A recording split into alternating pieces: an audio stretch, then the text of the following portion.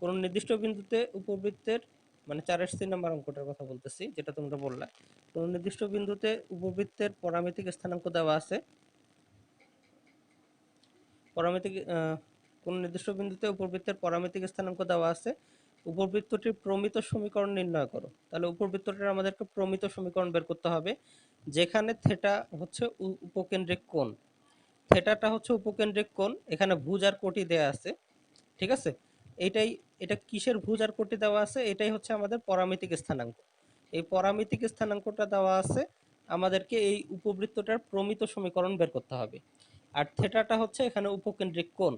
তো আমি থিওরির মধ্যে যাচ্ছি না, থিওরি আমাদের প্রমাণ লাগবে না, উপপাদ্যের মতো এটা প্রমাণ করা হয়েছে। তো আমাদেরকে অ্যাকচুয়ালি কি করতে হবে সেটা আমি বলতেছি। তো এখন আমাদের যেটা দেওয়া আছে, আমাদের পরামিতিক স্থানাঙ্ক দেওয়া আছে। আর পরামিতিক স্থানাঙ্কটা আমাদের কিসে দেওয়া আছে, আমাদের কার্তেশীয় স্থানাঙ্কে দেওয়া আছে, ঠিক আছে। আমাদের কি কি দেওয়া আছে মান, একটা দেওয়া আছে 4 cos θ, তার মানে এটা ভুজ, আর এটা √5 sin θ। এটা কিন্তু পোলার স্থানাঙ্কে দেওয়া নাই, কার্তেশীয় স্থানাঙ্কে দেওয়া আছে, অর্থাৎ এটা কার্তেশীয় স্থানাঙ্কের ভুজ আর এটা কোটি। পোলার স্থানাঙ্কে দেওয়া থাকলে আর থিটা থাকতো, ওইভাবে নাই, ঠিক আছে। তাহলে এটা কার্তেশীয় স্থানাঙ্ক অবস্থায় আছে, এটা ভুজ এটা কোটি, অর্থাৎ এটাকে আমরা x ধরতে পারি, এটাকে আমরা y ধরতে পারি। তো ধরার পরে আমরা কি করব, সেখান থেকে একটা সমীকরণ তৈরি করব, তাহলেই আমাদের অঙ্ক শেষ, ঠিক আছে। অর্থাৎ এখানে আমাদের পরামিতিক স্থানাঙ্ক দেওয়া আছে, আমাদেরকে উপবৃত্তটার সমীকরণটাই বের করতে হবে। তো এটা খুবই সিম্পল একটা জিনিস, আমি করেই দেই অঙ্কটা, তাহলে বিষয়টা ক্লিয়ার হবে।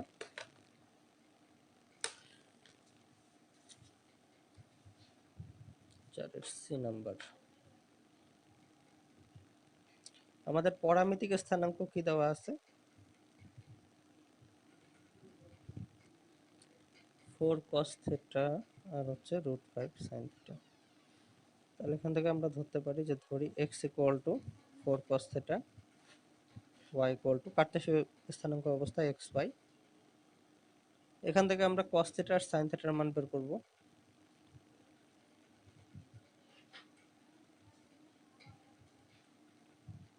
এখন এই দুইটা মান দিয়ে আমরা একটা সমীকরণ তৈরি করব। কিভাবে সমীকরণ তৈরি করব, এইটা একটা জিনিস, এটা একটা জিনিস, দুইটা সেপারেট জিনিস। দুইটাকে একসাথে করলে আমরা পরাবৃত্তের সমীকরণ পাবো, কারণ সরি উপবৃত্তের সমীকরণ পাবো। কেন? কারণ আমাদের উপবৃত্তের সমীকরণে কি থাকে, এক্স আর ওয়াই একসাথে থাকে, কিন্তু এখানে দুটো আলাদা সমীকরণ দিয়েছে, একটা এক্স এর সমীকরণ, একটা ওয়াই এর সমীকরণ। এই দুইটা মিলে আমাদেরকে একটা সমীকরণ বানাইতে হবে। কিভাবে বানাবো, এই জন্য আমরা কি করলাম, এখান থেকে cos θ এর মান আর এখান থেকে sin θ এর মান বের করলাম। এখন আমরা লিখতে পারি যে, এখন আমরা জানি কি sin স্কয়ার θ যোগ cos স্কয়ার θ = 1। তাহলে এই মানগুলো বসাই, sin θ এর মান হচ্ছে y/√5 আর cos θ এর মান হচ্ছে x/4। তাহলে এখান থেকে লেখা যায় x²/16 প্লাস y²/5 = 1। এটাই হচ্ছে আমাদের অ্যান্সার। অর্থাৎ এই পরামিতিক স্থানাঙ্ক থেকে আমরা উপবৃত্তটার সমীকরণটা বের করব। এই উপবৃত্তের সমীকরণটাই আমাদের ওই উপবৃত্তটার প্রমিত সমীকরণ, ঠিক আছে। অঙ্কটা খুবই ইজি, না বুঝতে পারলে বলো। এটাই আছে না অ্যান্সার? হ্যাঁ, এটাই আছে। তো যাই হোক, অঙ্কটা কি বুঝতে পারছো প্রিয়াঙ্কা? হ্যাঁ, বুঝতে পারছি। আচ্ছা, তাহলে এই 4-এর আমাদের সি নাম্বারের অন্যান্য অঙ্কগুলো সেম ভাবে হবে, 2 নাম্বার 3 নাম্বার, ঠিক আছে। আর কোনো সমস্যা, আর কোনো অঙ্ক দেখা দিতে হবে এরকম? এখানে 4-এর ডি নাম্বারের কথা যদি বলো, 4-এর ডি নাম্বারটা একটু মানে ওই অঙ্কটার উল্টা অঙ্ক আর কি। এখানে আমাদেরকে পরামিতিক স্থানাঙ্ক বের করতে বলছে। মানে এর আগের অঙ্কে দেওয়া ছিল আমাদের পরামিতিক স্থানাঙ্ক, উপবৃত্তের সমীকরণ বের করতে হয়েছিল। আর ডি নাম্বার অঙ্কে আমাদের উপবৃত্তের সমীকরণ দেয়া আছে, আমাদেরকে এখানে পরামিতিক স্থানাঙ্ক বের করতে হবে, অর্থাৎ উল্টা অঙ্ক করতে হবে, ঠিক আছে। তো এটা কিভাবে করবা, এটা আমাদের ওই থিওরি অনুসারেই করবা। এই অঙ্কগুলো অবশ্য আসে না, এই জন্য তেমন একটা আলোচনা করি না। তো এখানে আমরা যে নিয়মটা দিয়ে করব সেটা হচ্ছে, যদি করতে চাও আর কি তোমরা, এখানে এই যে দেখো, আমাদের এই থেটাটা হচ্ছে কি, পরামিতিক কোণ। এই থেটাটা বের করব আমরা এই সূত্র দিয়ে, যেটা আমাদের এই যে থিওরিটার কথা বললাম, পরামিতিক স্থানাঙ্কর যে থিওরিটা, এখান থেকে আমরা ট্যান থেটা ইকুয়াল টু শেষ পর্যন্ত এটা পাবো, অর্থাৎ থেটা ইকুয়াল টু এটা পাবো। তাহলে এটা আমার পরামিতিক কোণ, বা উৎকেন্দ্রিক কোণ, থিটা হচ্ছে উৎকেন্দ্রিক কোণ বা পরামিতিক কোণ যেটাই বলো না কেন, এই উৎকেন্দ্রিক কোণ থিটার মান হচ্ছে tan ইনভার্স AY/BX। ঠিক আছে, এই সূত্রটা আমাদের প্রয়োগ করতে হবে এখানে। তাহলে এখানে আমাদের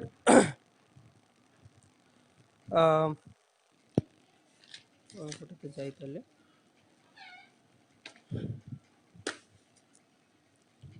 আচ্ছা, কি বলছে, উপবৃত্তের এইটা এটা এটা এটা এই বিন্দুগুলার উৎকেন্দ্রিক কোণ উল্লেখপূর্বক পরামিতিক স্থানাঙ্ক বের করো। তাহলে আমাদের প্রশ্নটাতে দেখো, এখানে অনেকগুলা প্রশ্ন আছে। ঠিক আছে, অনেকগুলা প্রশ্ন আছে। একটা প্রশ্ন হচ্ছে এই উপবৃত্তটার এই বিন্দুতে উৎকেন্দ্রিক কোণ কত আর পরামিতিক স্থানাঙ্ক কত। আবার এই উপবৃত্তটার এই বিন্দুতে মানে 0, 3 বিন্দুতে উৎকেন্দ্রিক কোণ কত, পরামিতিক স্থানাঙ্ক কত, এটা আরেকটা কোশ্চেন। আবার এই উপবৃত্তটার 3, 12/5 এই বিন্দুটার উপকেন্দ্রিক কোণ উল্লেখপূর্বক পরামিতিক স্থানাঙ্ক নির্ণয় করো, এটা আরেকটা কোশ্চেন। তার মানে এখানে অনেকগুলা কোশ্চেন আছে, একটা এই বিন্দুর জন্য, এই বিন্দুর জন্য, এই বিন্দুর জন্য, প্রত্যেকটা বিন্দুর জন্য একবার একবার করে বের করতে হবে। তো আমরা একটা বিন্দুর জন্য যদি দেখি তাহলে অন্যান্যগুলা পারবো। ঠিক আছে, তো এখানে আমাদের যখন প্রথম বিন্দুটার কথা যদি আমরা বলি, তাহলে হচ্ছে সেটা হচ্ছে কত, -5 আর 0। তাহলে এখানে আমাদের theta equal to tan inverse আমরা কি দেখলাম AY/BX, এটি সম্ভবত দেখলাম। তাহলে এখানে y আর x এর মান আমরা ওগুলা বসাবো। এই y আর x এর মানে হচ্ছে এটা -5 আর 0। তাহলে সূত্রের মধ্যে আমরা কি করব, তোমার হচ্ছে y এর মান 0 বসাবো আর x এর মান 5 বসাবো। ঠিক আছে, এইভাবে আমরা অঙ্কটা আগাবো, মানে -5 বসাবো। আর আমাদের যে, আচ্ছা এটা আগে নাম্বারটা দেই, 4 নাম্বার। আর আমাদের যে ইয়াটা দেওয়া আছে, সমীকরণটা দেওয়া আছে 9x² কত প্লাস 25y² ইকুয়াল টু হচ্ছে 225। তো এখান থেকে আমরা উভয় পক্ষকে 225 দিয়ে ভাগ করে যদি, তাহলে এখান থেকে কি পাচ্ছে, x²/225 ডিভাইডেড বাই 9 প্লাস হচ্ছে y²/225 ডিভাইডেড বাই 25। তাহলে এখানে x² এটা ভাগ করলে আমাদের 25 আসবে, এটা ভাগ করলে আমাদের 9 আসবে, কারণ 9 গুণন 25 হচ্ছে 225। তাহলে এটাকে আমরা লিখতে পারি x²/5² প্লাস y²/3²। তাহলে দেখো, এটাকে আমরা যদি উপবৃত্তের সাধারণ সমীকরণের সাথে তুলনা করি, তাহলে আমরা পাচ্ছি a = 5 আর b = 3। ঠিক আছে, আর এক্স ওয়াই যেটা মান, যেটা আমরা প্রথমে দেখাইলাম -5 আর 0, এই বিন্দুর জন্য এখন যদি আমরা এই উৎকেন্দ্রিক কোণ বের করি, তাহলে কি হবে, আমাদের সূত্র AY/BX, আমরা জাস্ট মানগুলা বসাবো। তাহলে tan ইনভার্স a এর মান হচ্ছে 5 আর y এর মান হচ্ছে 0, b এর মান হচ্ছে 3, x এর মান হচ্ছে -5। তাহলে tan ইনভার্স 0/-15, তার মানে tan ইনভার্স 0। তো tan ইনভার্স 0 এর মান কিন্তু 0ই হয়। তাহলে উৎকেন্দ্রিক কোণটা আমার হচ্ছে 0। ঠিক আছে,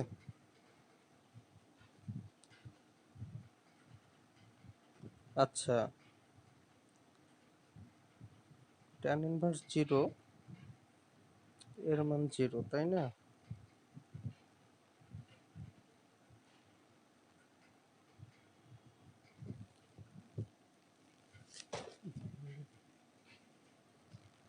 এটা কি আছে আনসার, দেখি। থিটার মান কত আছে, 180 ডিগ্রি আছে, 0 নাই। tan 180 ডিগ্রি করলেও কিন্তু তার মান 0 আসবে। ঠিক আছে, করে দেখি। আমাদের 0 না নিয়ে এখানে কি নেওয়া হয়েছে, 180 নেওয়া হয়েছে, কারণ 0 নিলে তো উপকেন্দ্রিক কোণটাই থাকবে না। ঠিক আছে, তাহলে 0 নেওয়া আমাদের যাবে না। আমরা যদি tan 180 করি, tan 180, তাহলে tan 180 করলেও কিন্তু এটার মান কিন্তু 0 হচ্ছে। তো আমরা tan ইনভার্স 0 এর মান কিন্তু 0 নিতে পারবো না, ওইটাই আমি চিন্তা করতেছিলাম। কারণ এই কোণের মানটা যদি আমরা 0 নিয়ে নেই, তাহলে তো উৎকেন্দ্রিক কোণে থাকবে না। তো আমরা এই জন্য 0 নিতে পারবো না, আমাকে 0 থেকে বড় নিতে হবে। tan 180 মান হচ্ছে 0, তাহলে আমাদেরকে উৎকেন্দ্রিক কোণটা আমাদের 180 ডিগ্রি নিতে হবে। এরপরে হচ্ছে আমাদের কি বলছে, এখান থেকে কি বের করতে হবে, পরামিতিক স্থানাঙ্ক বের করতে হবে। তাহলে পরামিতিক স্থানাঙ্ক আমরা কিভাবে বের করব, পরামিতিক স্থানাঙ্ক বের করার জন্য আমাদের থিওরিতে যেটা আসছে সেভাবে আমাদেরকে আগাইতে হবে। অর্থাৎ আমাদের পরামিতিক স্থানাঙ্ক, তাই না?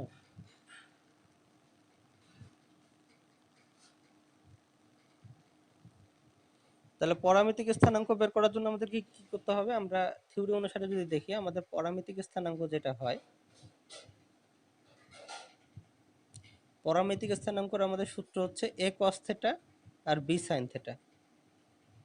ঠিক আছে, এই থিটার মানটাই আমাদের উপকেন্দ্রিক কোণ, যেটা সরি উৎকেন্দ্রিক কোণ, যেটা আমরা পাইলাম 180 ডিগ্রি।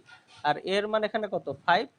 আর হচ্ছে আমাদের তোমার হচ্ছে কি বলে, বি এর মান হচ্ছে 3। ঠিক আছে, তাহলে এই দুইটা দিয়ে আমরা এখানে মানগুলা বের করতে পারবো। তো আমরা ইচ্ছা করলে পরামিতিক স্থানাঙ্ক বেরও করতে পারবো, আমরা ইচ্ছা করলে নাও বের করতে পারবো। অর্থাৎ পরামিতিক স্থানাঙ্ক এখানে কত হচ্ছে? এ এর মান 5, যেটা আমরা করলাম, এই যে এ এর মান 5 আর বি এর মান হচ্ছে 3। তাহলে এর মান 5, তাহলে 5 cos থিটা আর 3 sin থিটা। এভাবে লিখলে আমাকে বলতে হবে যে যেখানে থিটা ইকুয়াল টু 180 ডিগ্রি। আর যদি তোমরা থিটার মান বসায় দাও তাহলে একটা মান পাবা, ওইটাকে অ্যান্সার হিসেবে রাখতে পারবা। তো এটা হচ্ছে অ্যান্সার, আর এটা একটা অ্যান্সার। ঠিক আছে, এখন যদি অন্য অঙ্কগুলো করতে বলে, যেমন মনে করো ওই যে পরের বিন্দুটার জন্য যদি করি, তাহলে পরের বিন্দুটার জন্য করলে আমাদের কিন্তু উপকেন্দ্রিক কোণটাও আলাদা হবে। ঠিক আছে, আমাদের কিন্তু ডাইরেক্ট এটা করতে পারবো না আমরা, কারণ থিটার মানটা চেঞ্জ হয়ে যাবে। কারণ থিটা ইকুয়াল টু আমাদের সূত্র হচ্ছে tan ইনভার্স ay/bx। এখন এখানে যে বিষয়টা সেটা হচ্ছে আমাদের এই এক্স আর ওয়াই এর মান কিন্তু এখন আলাদা। এক্স এর মান 0, ওয়াই এর মান 3 পরের বিন্দুটার জন্য। তাহলে এক্স এর মান 0, ওয়াই এর মান 3, এই মানগুলো এখানে বসাবো। আর এ বি এর মান তো আগের গুলাই, ওই সমীকরণ থেকে যেটা পাইছিলাম 5 আর 3। তাহলে tan ইনভার্স 5 গুণন ওয়াই এর মান হচ্ছে 3 আর bx, বি এর মান হচ্ছে বি এর মান হচ্ছে 3। তাহলে হচ্ছে বি এর মান 3 আর এক্স এর মান হচ্ছে 0। তাহলে এটা tan ইনভার্স 15/0। তাহলে এটা tan ইনভার্স ইনফিনিটি, তার মানে হচ্ছে 90 ডিগ্রি। তাহলে এখানে থিটার মান কিন্তু 90 ডিগ্রি, মানে উপকেন্দ্রিক কোণ হচ্ছে পরের বিন্দুটার জন্য, অর্থাৎ এই বিন্দুটার জন্য উৎকেন্দ্রিক কোণ আমার 90 ডিগ্রি। এখন আমরা পরামিতিক স্থানাঙ্ক বের করি। তাহলে পরামিতিক স্থানাঙ্ক আমাদের সূত্র হচ্ছে কি? a cos থিটা আর হচ্ছে b sin থিটা। তাহলে a cos থিটা এর মান হচ্ছে আমাদের 5। আচ্ছা, এটা একই থাকবে, কিন্তু এখানে বলতে হবে যেখানে থিটা ইকুয়াল টু 90 ডিগ্রি।